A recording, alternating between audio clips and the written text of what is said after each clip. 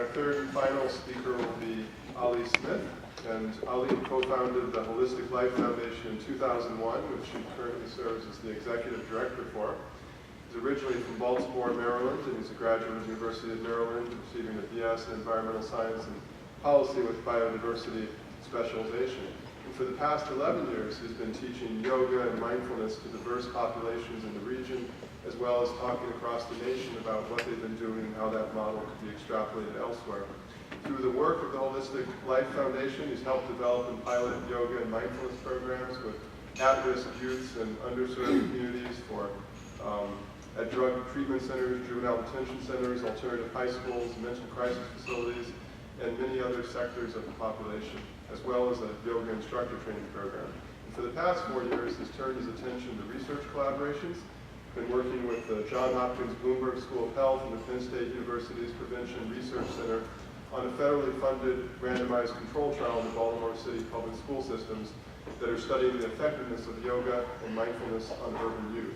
So he's really been doing amazing work across all of these different fronts and now developing a new generation of teachers out of his own students. So please join me in welcoming Ali Smith.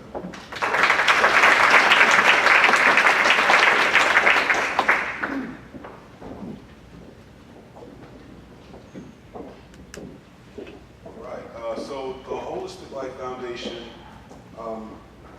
so pretty much our goal is to provide yoga, mindfulness, and environmental-based programming to any underserved community, whether that be youth, teens, adults, seniors, anyone who doesn't have access to it or can't afford to get this type of work.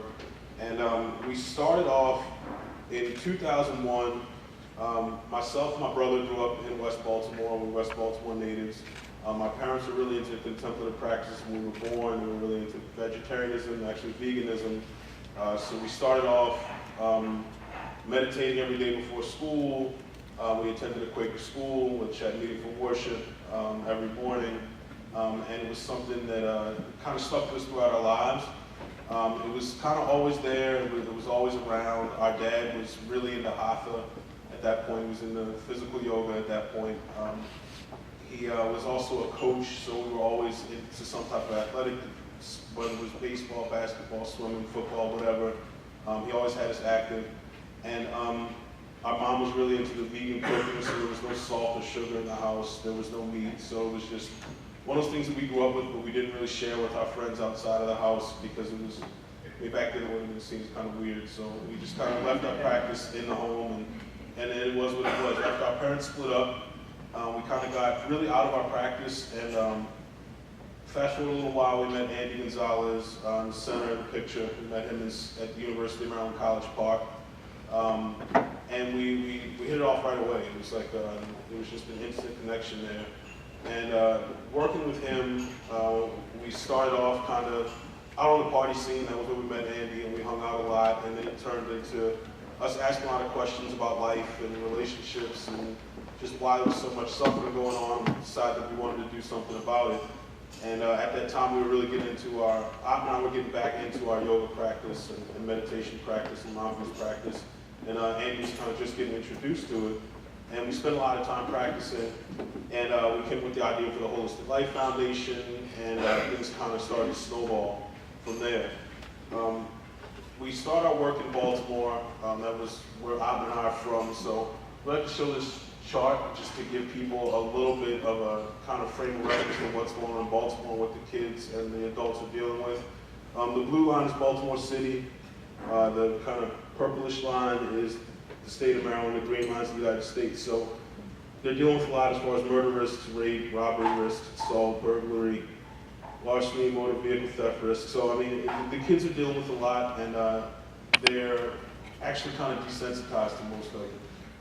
When we finished up at the University of Maryland College Park, we moved back to Baltimore, and we noticed a lot of things. The neighborhood wasn't in the kind of shape that we left it in, or that it left us in. We were, a lot of the people and a lot of the homes, a lot of the families have been destroyed because when drugs hit, they hit really hard, and it kind of destroyed a segment of the population.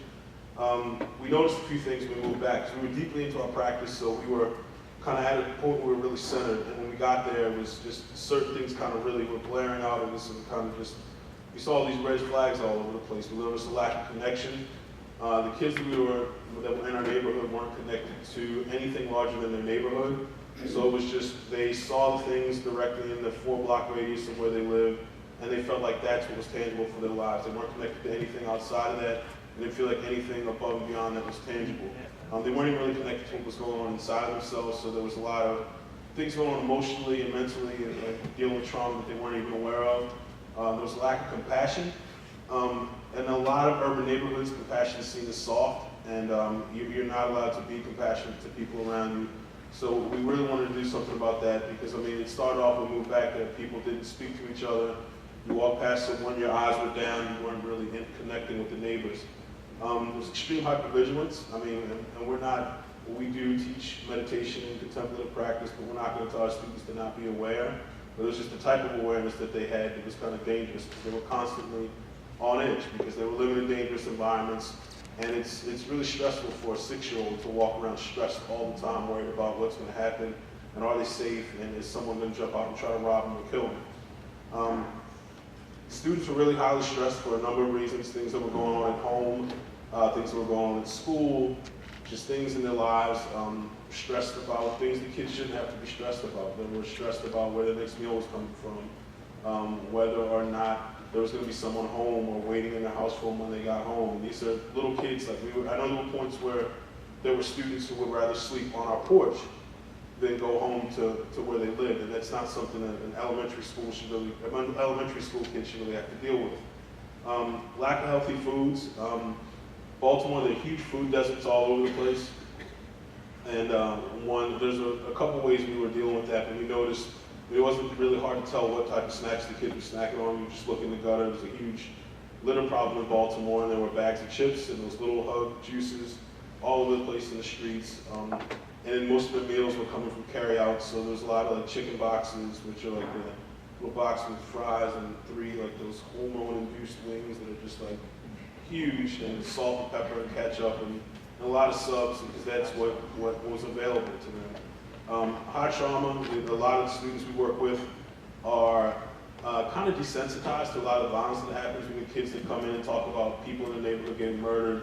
We try to talk to them about it, and this is when we first started, and they were kind of like, oh yeah, somebody got shot in my neighborhood, and they would walk away, and that would be the end of it. And it was just, it's in there, and they're dealing with it, but they may be trying to just push it down and suppress it, and at some point it's going to come up. So we also saw a lack of physical activity, which was kind of strange when we grew up there in that neighborhood that we were serving.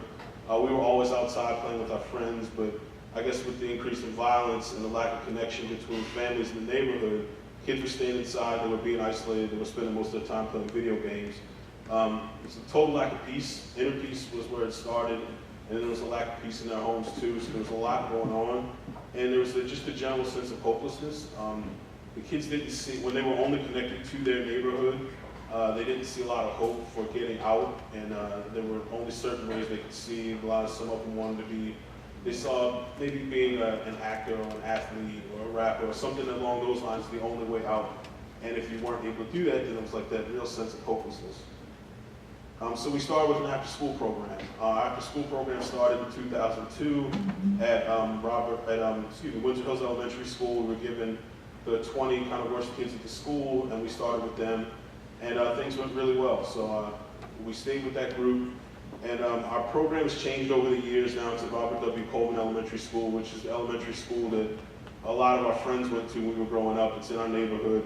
We do yoga and mindfulness, we do tutoring and homework assistance, a lot of community service, environmental education, advocacy, athletics, music, art, and we saw a lot of huge changes in the kids. That first group we started with, we were kind of in the back of the school. The principal didn't really know what we were doing. She was just happy to have some males there working. And she actually wanted us to coach football, but we decided that we weren't like getting the 20 worst kids at the school and teaching them how to hit each other wasn't really going to cause a positive change. So we decided to go with yoga. And the principal, I mean, at that point in 2002, yoga wasn't as popular as it is now. So she was kind of like, well, whatever you want to do, go ahead, do it. And we started to see positive changes in the kids. There weren't as many fights. We weren't picking up as many kids from detention. And their teachers, the parents, the principal always come up to us like, whatever you guys are doing, keep doing it. Like, no one actually ever came back there and checked on us, but it was like, whatever you guys are doing, we're seeing a positive change, so keep on doing it.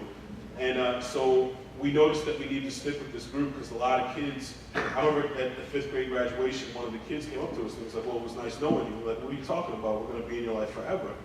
And because we noticed they needed that support. And he said, well, it was, and that really kind of freaked him out. He was like, what do you mean you're going to be in my life forever? I mean, we're still in his life to this day, but it was just kind of weird to him that he was going to have that support forever because we saw that we couldn't just kind of cut this group off just because they were leaving elementary school. So we started a mentoring program.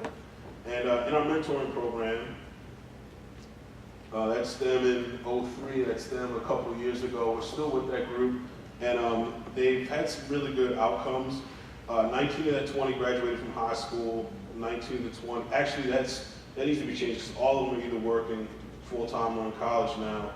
None of them are incarcerated, and all of them still practice yoga in some form, whether it be breath work or meditation or something. And I know another thing I've noticed just from being here is just how fit this group is. Like they're all a really fit group of kids, and I never really noticed it until sitting in here and thinking about the group as a whole. And it'd be something good to study and something good to look at. So then we decided that once they finished the mentoring program, we needed something else for them to do. So we started a workforce development program. And what we did was, people were always asking us about cloning ourselves. It was just the 3 of us. And we decided, we were kind of looking around trying to scratch in our head for teachers. And these kids had 10 years of practice under their belts. And they had seen us from the beginning to where we were now. And it was an easy solution. We decided we were going to train them. So we took them on a retreat. That picture on the bottom with them in the woods is a retreat we took them on. In the mountains of North Carolina. We took them out there for a week. We really did a ton of yoga. I mean, they were totally disconnected. You had to hike out for a half a mile to get a phone signal. And we just kind of really put them through the ringer. And and they were prepared. Like we got back last summer, was actually the first time that I haven't spent most of my summer teaching classes because they taught all summer. They put money in their pockets. It helped us expand our reach and our scope. And we were able to generate more income for operational costs for the organization. So this program's going really well. We have 7 students trained right now. And we're going to start a new cohort when we start our after-school program on Monday. We have like 10 or 12 new students that are interested in joining the program. The study that Tish mentioned, Mark Greenberg approached us about doing a study. And I remember when he first told us, like, you guys need to do a study to show that your programs work. And the 3 of us were kind of like, we don't need to do a study. We know our programs work. Like, we can look at the kids and see how much they've changed, and we know that it's working. He was like, no, you guys don't get it. You guys need to do a study to really get some concrete numbers behind what you're doing. So we went along with it. We put together a curriculum based on our after-school program, and it was kind of weird. He was like, when we sent him the first copy, he was like, this is good, now take all the yoga out of it. And we were like, well, what do you mean? He was like, any type of yoga terminology that's in there that you're in the school system, you got to take it out. So we had to be kind of creative with the lessons we were teaching. We took out all the Sanskrit terms. We actually usually don't use them, but we changed the word, like you were saying, to mindful movement. We don't use the word meditation. We were using silent reflection. And it made it a lot more, a lot more secular, and there weren't any really, there wasn't any pushback from any of the teachers or the parents or any of the kids that we were working with. It was a partnership with the Bloomberg School of Public Health at Johns Hopkins and Penn State University. At the time, it was the only randomized controlled trial with urban youth and yoga. The pilot, a paper's been published on it. It's on our website in the Journal of Abnormal Child Psychology. We start off with 12-week curriculum in classes 4 times a week, and students showed increases in concentration, the ability to control emotions, and they got in less trouble and they decreased rumination. The second round is the one that's funded by NIDA. We switched it to a 24-week curriculum in classes twice a week. We're in 4 schools instead of 6, so the number of students went from 100 to about 250.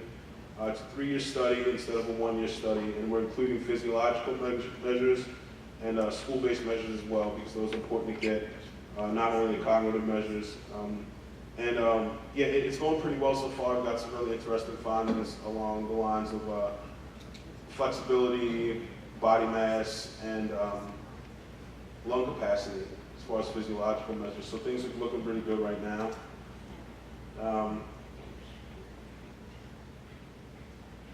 We're starting a new program on Monday at Patterson High School. I don't know if any of y'all are from the Baltimore area, but Patterson High School has been in the news a lot recently because there was a huge riot in their cafeteria last week. And pretty much it was a huge fight. It was all over the internet. People were filming with their phones. The only way the police could kind of stop it was they kind of had to pepper spray the entire cafeteria to clear it out. Then the fight carried out outside, and it was a big mess. But this program that we're doing is going to be, we're going to go in and train all the students there to lead their class through mindfulness and chair-based yoga practices. So in the morning when they come in for 15 minutes, they'll do some light stretching, a centering exercise, some breath work, and then a silent reflection. Then in the afternoon, they'll do it at the beginning of last period. We'll have 4 staff in the school for 20 hours a week, each responsible for a different grade to look at engagement. And we'll also have a room at the school where kids can be referred to if they're having a problem in class, if they're out in the hall, if they just need a place to kind of go and get centered before they go back out for the rest of the day. The 1440 Foundation and the Krieger Foundation are funding it, and we're actually doing a study on it in partnership with the Institute for Integrative Health at the University of Maryland. Yeah, just other programs we do that we mentioned: drug treatment, mental illness, juvenile jails. We do workshops and trainings. Seniors, gang problem in Baltimore has gotten pretty big, so we do a lot of gang outreach as well. And some of the benefits we've seen, a lot of improved self-regulation skills, definitely increased concentration and focus. Peaceful conflict resolution is a huge one. We break up a lot less fights at the end of the year than we do at the beginning of the year in our after-school program. Thought and emotional awareness, which is key. Anger management, stress reduction. The kids get the ability to think before they act. When they're younger, it starts off as they get the ability to kind of stop fights, but as you get older and you get into more kind of heated situations, that could be a life or death skill for a teen growing up in Baltimore City.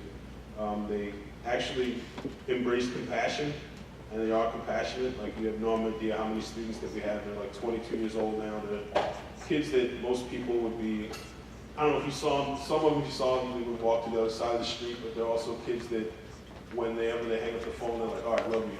So I mean, it's like they kind of embrace that compassion, and they see it's important. They don't see it as something as being soft. Interconnectedness, a lot of the kids we do a lot with our students to promote interconnectedness with the entire planet. And it helps them kind of dream on a bigger scale because they see a lot more being tangible than just what's in their neighborhood. Sense of empowerment, because we use reciprocal teaching, so the students are actually the teachers. So if any of y'all came and visit our after-school program, you would see kids from pre-kindergarten to 5th grade actually leading the classes so that they become empowered. It helps them stick with the practice, and they actually go home and a lot of them teach their parents. Social emotional wellness, and a lot of improved physical health.